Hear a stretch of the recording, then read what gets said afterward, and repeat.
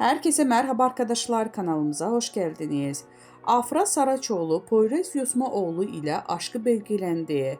Böyle görüntülendiler. Başarılı oyuncu Afra Saraçoğlu geçtiğimiz günlerde Mardin'e gitti. Saraçoğlu'nun bu tatilinde sevgilisi Poyraz Yosmaoğlu ona eşlik etti. Ünlü oyuncunun aşkının belgelendiği o kare sosyal medyanın gündemine oturdu. Afra Saraçoğlu sosyal medya paylaşımlarıyla sık sık gündeme gelmeye devam ediyor. Her adımını adeten olay olan ünlü oyuncu şimdi de özel hayatıyla dikkatleri üzerine çekti.